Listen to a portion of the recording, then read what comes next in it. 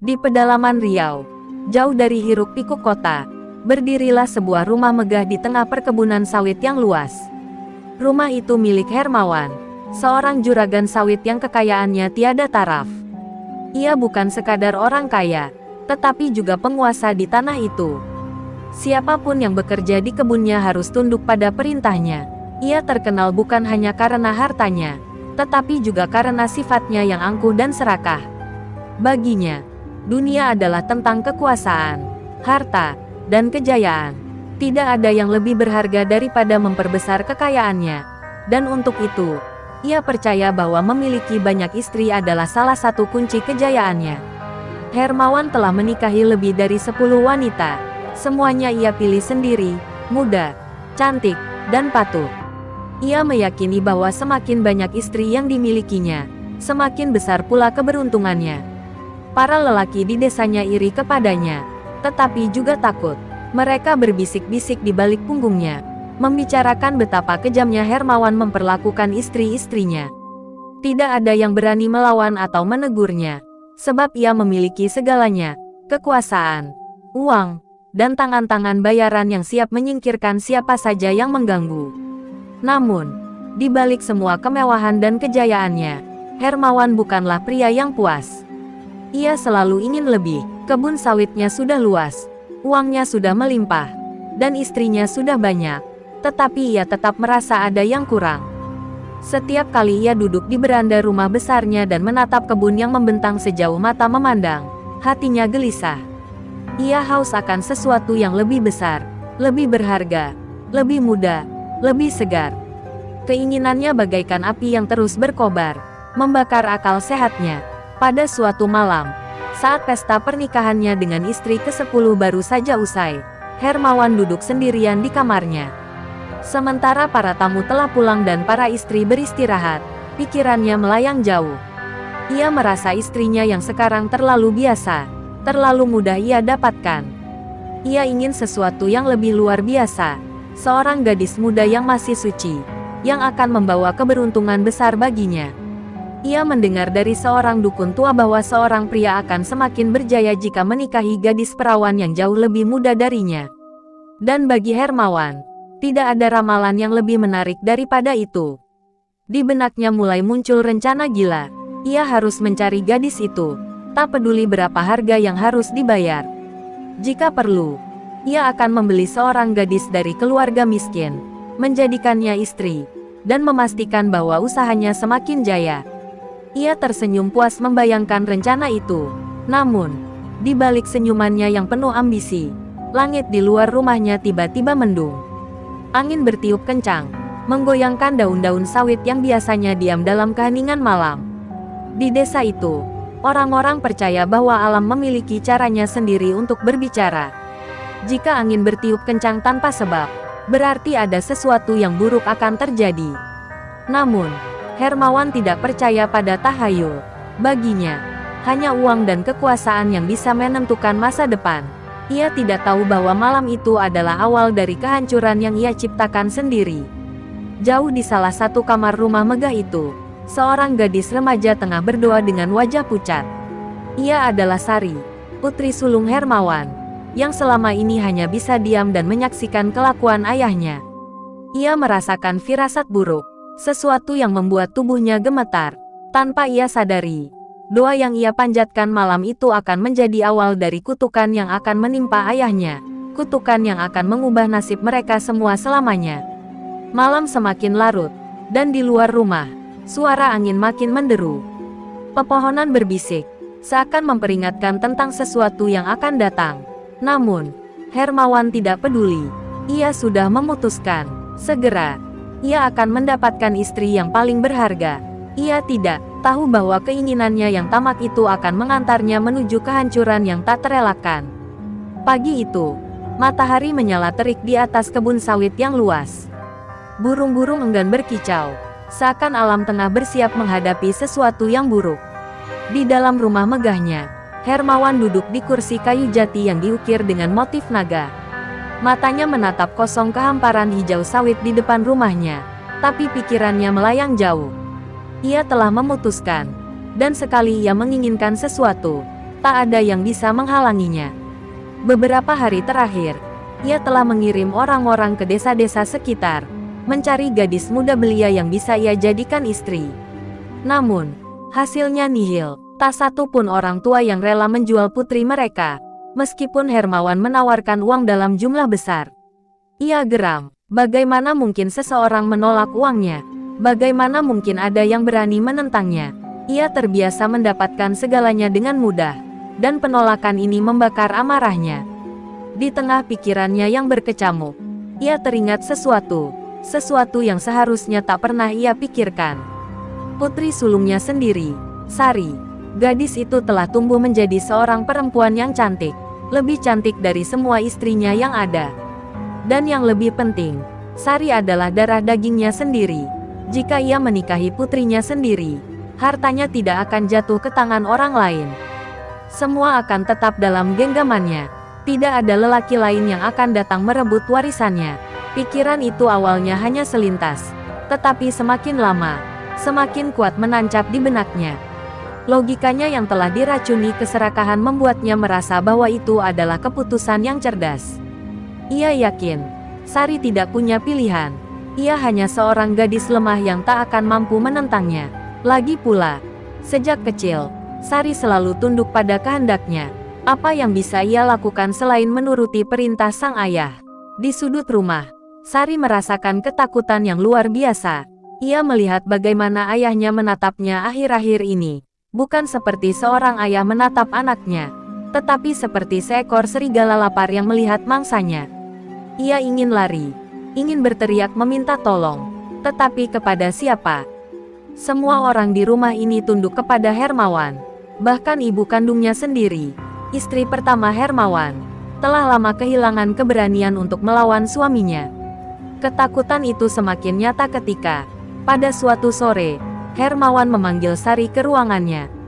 Gadis itu berjalan dengan tubuh gemetar, merasakan firasat buruk menyelimutinya. Saat ia masuk, Hermawan tersenyum lebar, senyum yang membuat Sari ingin muntah. "Sari, kau sudah besar sekarang. Kau tahu, ayah sangat menyayangimu," katanya dengan suara lembut yang justru membuat bulu kuduknya meremang. "Dan ayah telah memutuskan sesuatu yang sangat baik untuk kita berdua." Sari menahan napas. Ia bisa menebak kemana arah pembicaraan ini. Apa yang ayah maksud? Suaranya hampir tak terdengar. Tetapi di dalam hatinya, ia sudah tahu jawabannya. Dan benar saja, Hermawan mendekat, menatapnya dengan penuh keyakinan. "Kau akan menjadi istriku, Sari. Dengan begitu, kita akan tetap menjaga harta dan kejayaan keluarga ini. Tidak ada orang lain yang bisa merampas apa yang sudah menjadi milik kita." Dunia seakan runtuh di depan mata Sari. Napasnya tersengal, dan tubuhnya gemetar hebat. Menikahi ayahnya sendiri, ini adalah mimpi buruk yang tak pernah ia bayangkan. Air mata mulai menggenang di matanya. Tetapi ia tahu, air mata tidak akan bisa mengubah keputusan seorang pria yang dikuasai keserakahan dan keangkuhan. Di dalam dirinya, sesuatu mulai bangkit, bukan hanya ketakutan, tetapi juga perlawanan. Namun, bagaimana cara melawan seorang pria yang menganggap dirinya adalah penguasa dunia? Malam turun dengan cepat di rumah megah Hermawan. Tetapi bagi Sari, malam ini terasa seperti selamanya. Sejak pertemuan dengan ayahnya sore tadi, tubuhnya gemetar tanpa henti. Pikirannya dipenuhi ketakutan, jijik, dan amarah. Bagaimana mungkin ayah kandungnya sendiri ingin menjadikannya istri? Ini bukan sekadar keserakahan. Ini adalah dosa besar. Ia ingin berteriak, ingin melarikan diri. Tetapi kemana? Di rumah ini, tidak ada satupun orang yang berani menentang Hermawan. Di dalam kamarnya yang luas, Sari duduk di sudut ruangan dengan lutut yang ia peluk erat. Air mata tak henti mengalir dari matanya. Ia berpikir tentang ibunya, wanita yang dulu penuh kasih sayang tetapi kini tak lebih dari seorang istri yang tunduk pada suaminya. Mungkinkah ibu akan membelanya? Harapan itu hanya bertahan sebentar. Ia tahu, ibunya sudah lama kehilangan keberanian untuk melawan. Tak ada yang bisa menolongnya. Sementara itu, di ruangan lain, Hermawan duduk dengan penuh kepuasan. Ia sudah memutuskan, dan keputusannya adalah hukum di rumah ini. Sari akan menikah dengannya. Suka atau tidak, ia sudah membayangkan betapa hebatnya masa depan mereka, harta yang tetap dalam genggamannya, kejayaan yang terus berkembang. Ia tak peduli dengan moral atau aturan masyarakat. Baginya, uang dan kekuasaan adalah segalanya, dan ia bisa melakukan apapun yang diinginkannya. Namun, saat ia tengah tenggelam dalam pikirannya, seorang dukun tua datang menemuinya. Dukun itu adalah orang yang dulu sering ia panggil untuk meramal keberuntungan. Tapi malam ini, raut wajah dukun itu tampak berbeda, serius dan penuh kegelisahan. Hermawan, aku mendengar sesuatu yang mengerikan. Kau berniat menikahi darah dagingmu sendiri. Suara dukun itu berat, penuh peringatan. Hermawan tertawa meremehkan. Dan apa urusannya denganmu, dukun tua? Katanya dengan nada angkuh. Namun, dukun itu tak tergoyahkan. Ia menatap lurus ke mata Hermawan. Kau telah melampaui batas. Alam tidak akan diam melihat dosamu. Jika kau tetap melanjutkan niatmu ini, kau akan menerima hukuman yang bahkan uangmu tidak bisa selamatkan. Untuk sesaat, Hermawan terdiam. Tetapi, rasa takutnya dengan cepat berubah menjadi kemarahan. Omong kosong, tidak ada kutukan yang bisa menyentuhku. Aku yang paling berkuasa di tanah ini, dan tak seorang pun bisa menghentikanku. Ia mengusir dukun itu dengan kasar, tak peduli dengan peringatan yang diberikan. Malam itu, di bawah langit yang mulai mendung, Hermawan mengumumkan keputusannya kepada seluruh rumah. Para istri dan pelayan terkejut, tetapi tak ada yang berani bersuara. Hanya Sari yang berdiri dengan mata penuh amarah dan ketakutan. Aku tidak akan menikah dengan ayah. Ini gila, ini salah, teriaknya. Tetapi Hermawan hanya menatapnya dengan dingin. Kau tidak punya pilihan, Sari. Besok, pernikahan akan tetap berlangsung. Angin berhembus lebih kencang malam itu, seolah alam ikut menjerit atas dosa yang akan terjadi. Di luar rumah, suara burung hantu terdengar memilukan, dan pepohonan sawit bergoyang seperti berbisik satu sama lain. Tak ada yang tahu bahwa malam itu adalah awal dari kehancuran yang telah lama diramalkan. Dosa terbesar telah diputuskan, dan hukuman sudah menunggu di ambang pintu. Malam yang mencekam berlalu dengan perlahan. Angin masih berbisik di antara batang-batang sawit, seakan membawa firasat buruk yang tak bisa diabaikan. Di dalam kamarnya, Sari menggigil ketakutan. Pernikahan itu akan terjadi esok hari. Ayahnya, seorang pria yang pernah ia hormati, kini berubah menjadi monster yang ingin merenggut kehormatannya sendiri. Tidak ada yang bisa ia lakukan selain menunggu neraka yang akan menelannya. Namun, dalam keheningan malam itu, sebuah pikiran muncul dalam benaknya. Ia tidak bisa menyerah begitu saja. Jika ia tetap diam, maka selamanya ia akan menjadi budak dari kebiadaban ayahnya. Ia harus melawan, harus mencari cara untuk kabur dari rumah ini. Meskipun nyawanya sebagai taruhannya, perlahan, ia berdiri, menyeka air matanya, dan menatap keluar jendela. Hanya ada satu jalan keluar, ia harus melarikan diri ke hutan sebelum fajar menyingsing. Di ruangan lain, Hermawan masih terjaga. Ia duduk di kursi kayunya, tersenyum puas sambil meneguk segelas arak. Dalam pikirannya, esok adalah hari kemenangan, hari di mana ia berhasil menaklukkan segalanya, bahkan takdir itu sendiri. Namun, di balik keyakinannya, sesuatu yang tak kasat mata mulai mengintai. Angin di dalam ruangan tiba-tiba berhembus lebih dingin, dan suara burung hantu terdengar semakin dekat. Tapi Hermawan mengabaikannya. Ia mengira itu hanyalah perasaan aneh sebelum perayaan besarnya. Sementara itu, Sari melangkah dengan hati-hati keluar dari kamarnya. Setiap langkahnya terasa berat, seolah rumah ini ingin menelannya kembali ke dalam jerat ketakutan. Ia melewati lorong panjang, berusaha agar tak satu pun penghuni rumah menyadari kepergiannya. Namun, tepat ketika ia hendak mencapai pintu belakang, sebuah suara berat menghentikan langkahnya. "Mau kemana kau, Sari?" Sari berbalik, dan jantungnya hampir berhenti berdetak.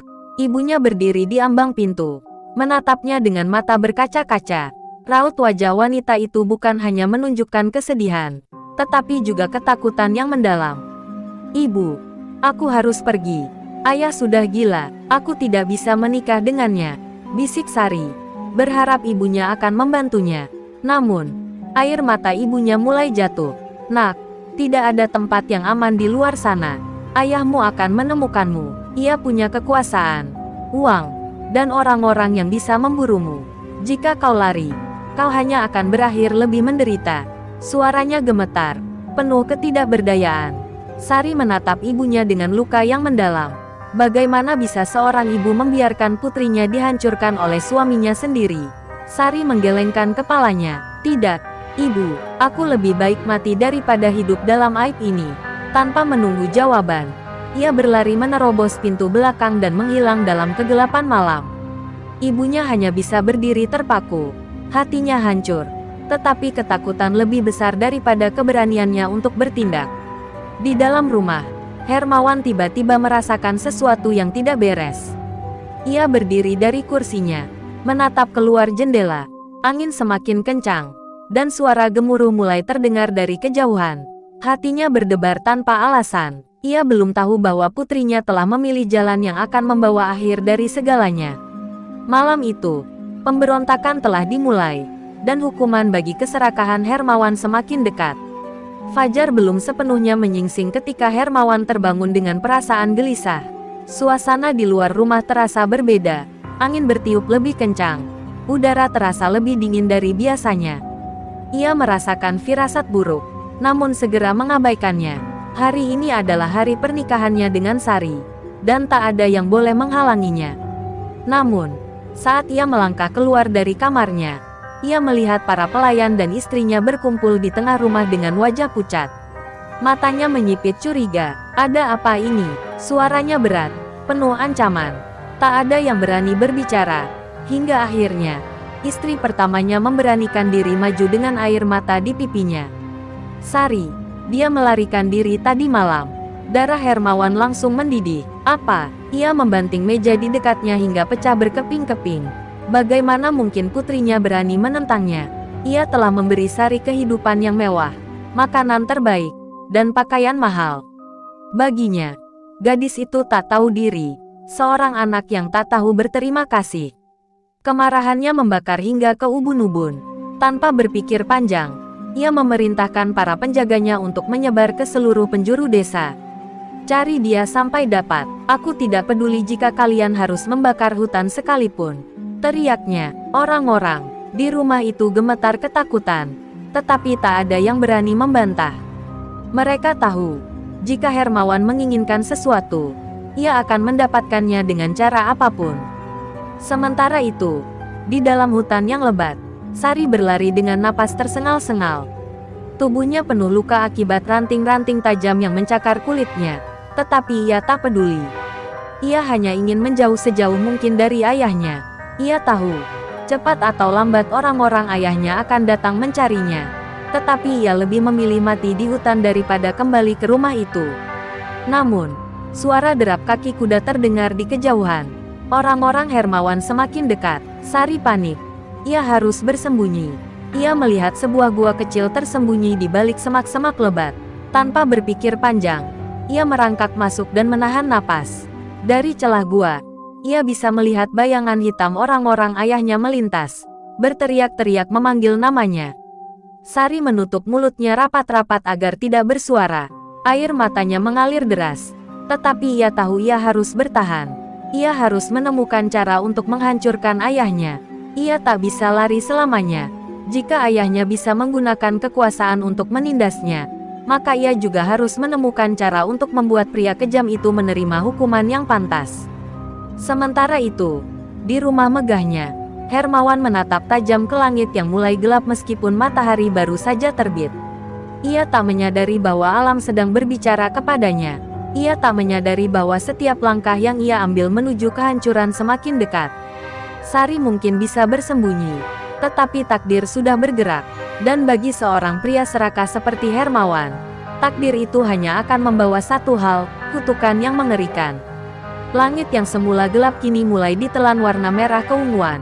Awan hitam menggantung di atas perkebunan sawit milik Hermawan, seolah menjadi pertanda buruk yang tak bisa diabaikan.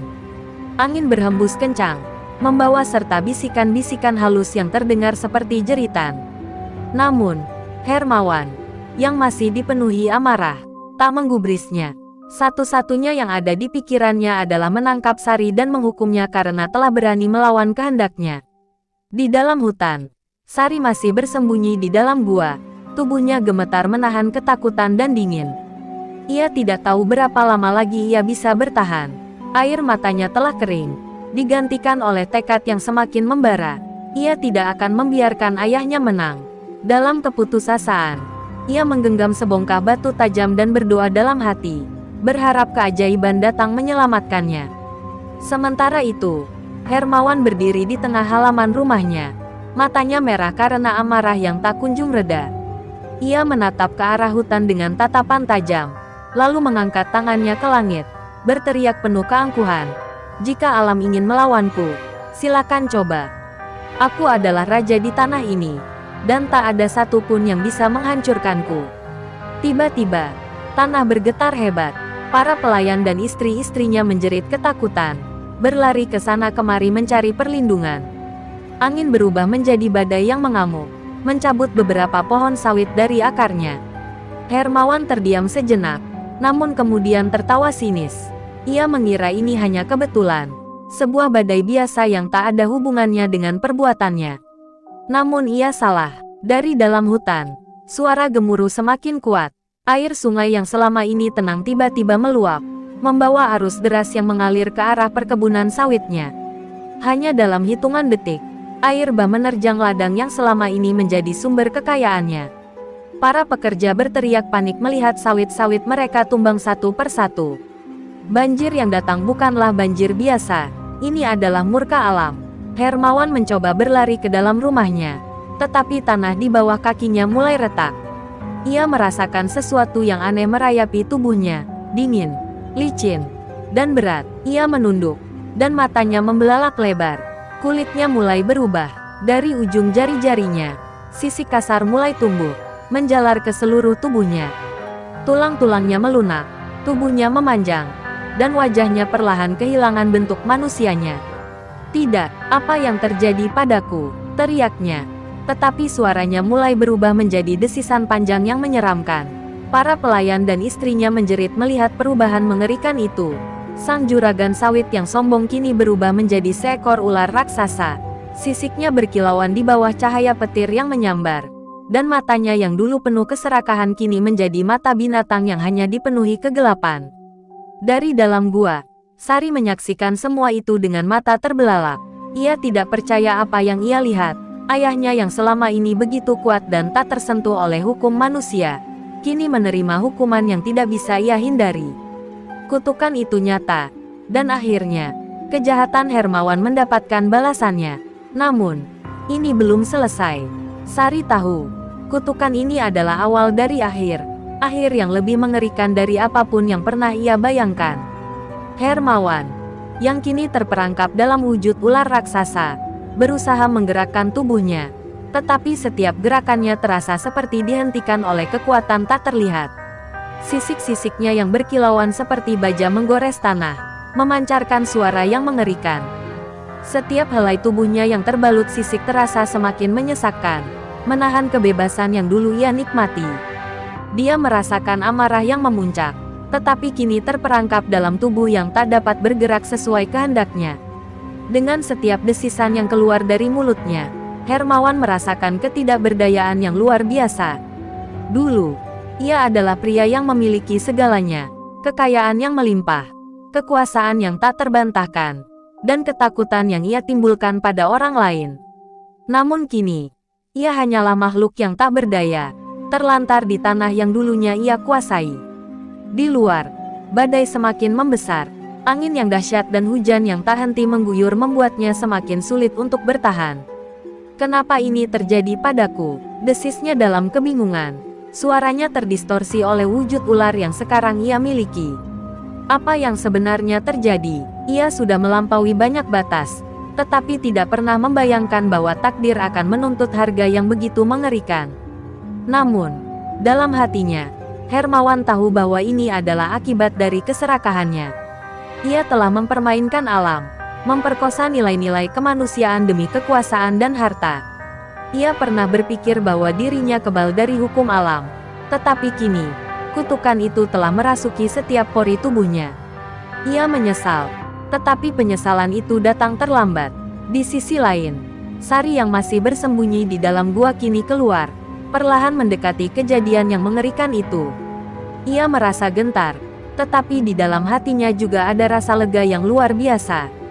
Ayahnya, pria yang telah menindasnya dan keluarga mereka selama ini, akhirnya menerima akibat dari perbuatannya. Meskipun kesedihan melanda hatinya, Sari tahu bahwa dia harus melihat ini. Kutukan ini adalah peringatan yang tak bisa diabaikan oleh siapapun.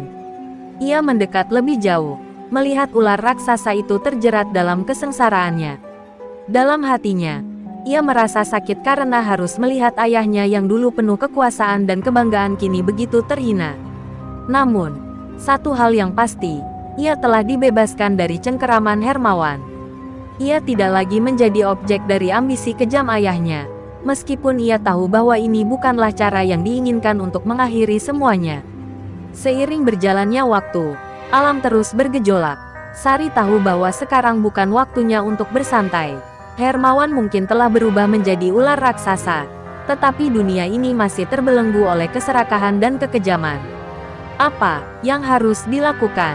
Bagaimana ia bisa membalikkan nasib ini? Atau setidaknya mencegah kejahatan lain yang akan datang?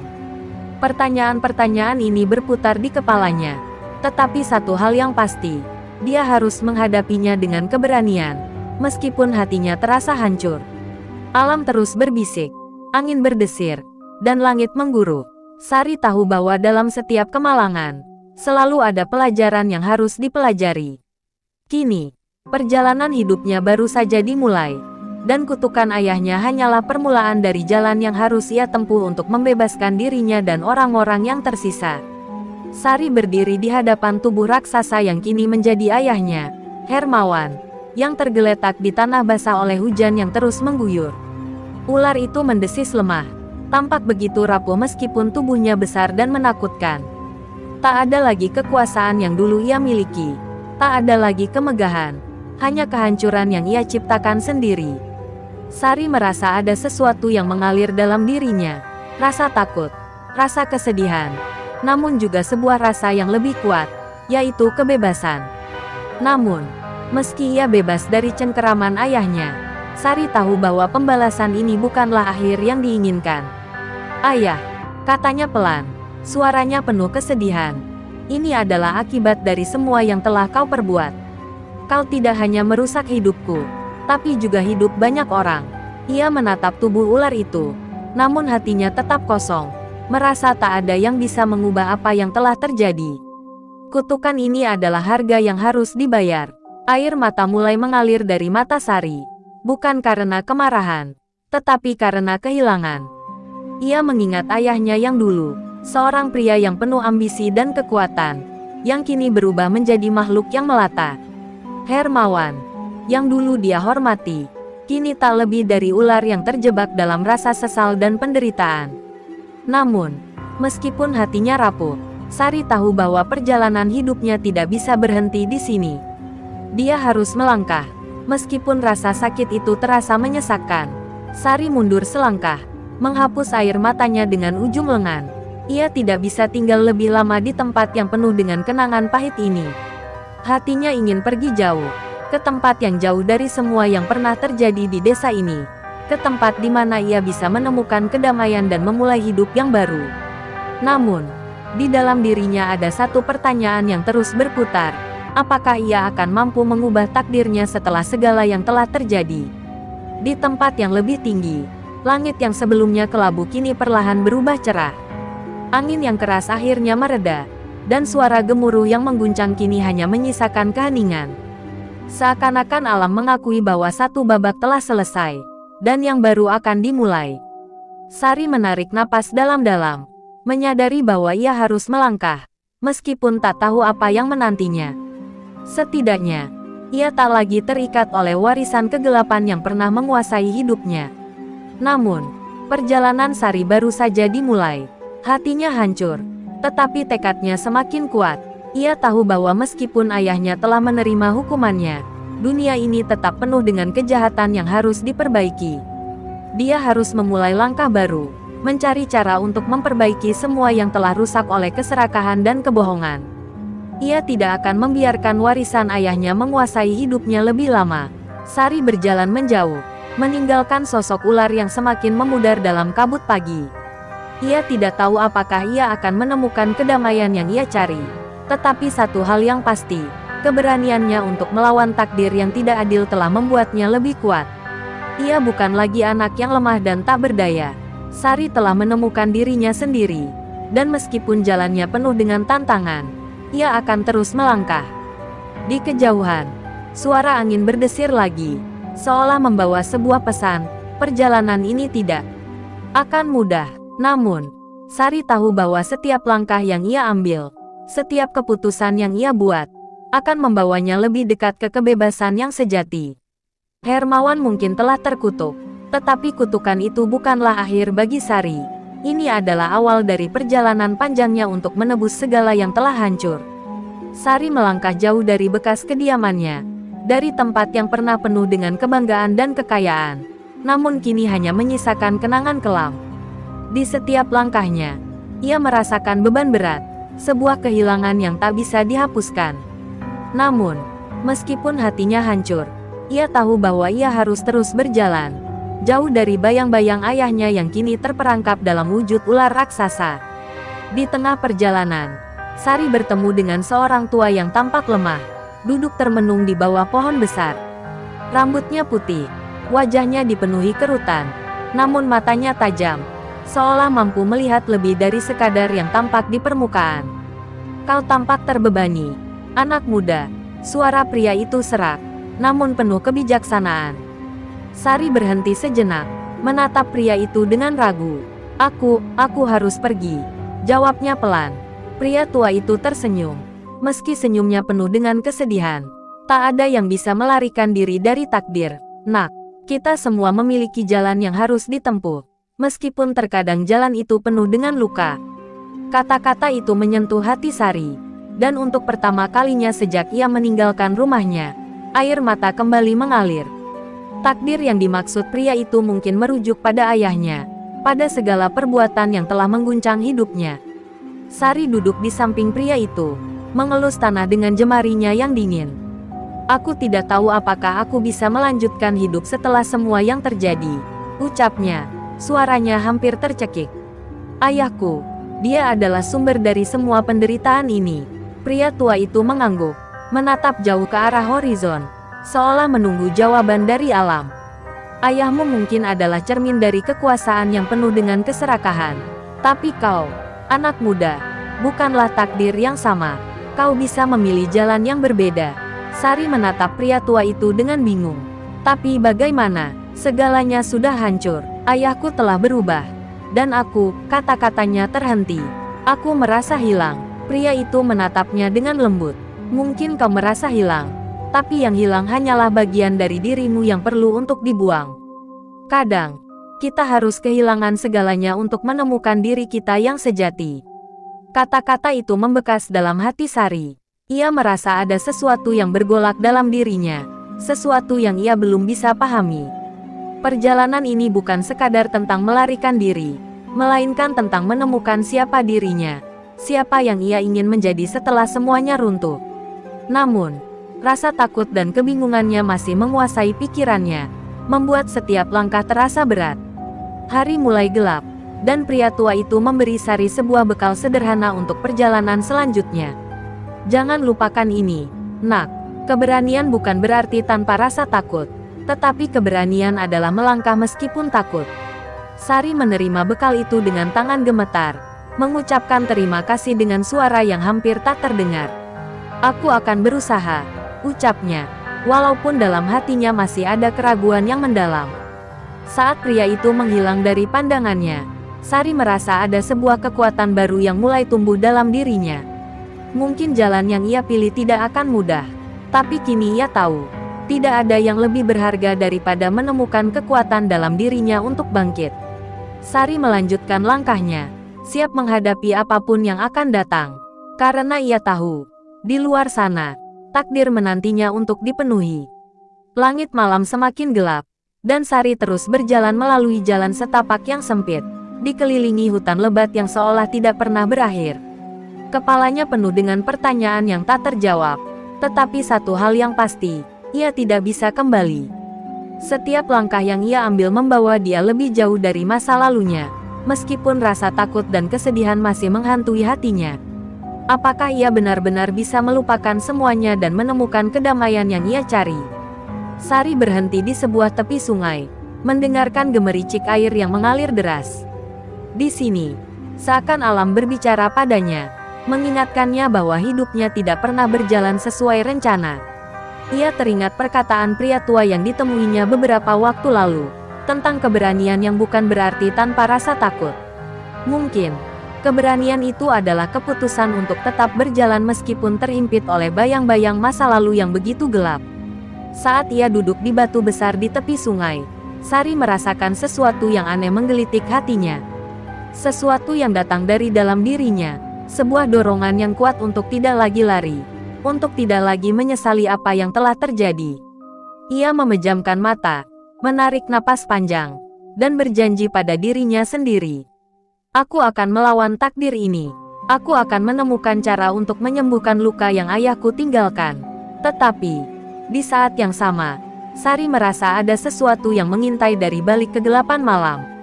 Suara desisan perlahan terdengar, menggetarkan udara sekitarnya. Tanpa disadari, matanya yang terpejam membuka kembali, dan dari dalam hutan muncul bayangan besar. Ular raksasa itu, Hermawan, ternyata masih mengikuti jejaknya. Meski dalam wujud yang tak wajar, jelas terlihat amarah yang terpendam dalam mata ular itu. Sari, suara desis yang berat terdengar dari mulut ular raksasa itu.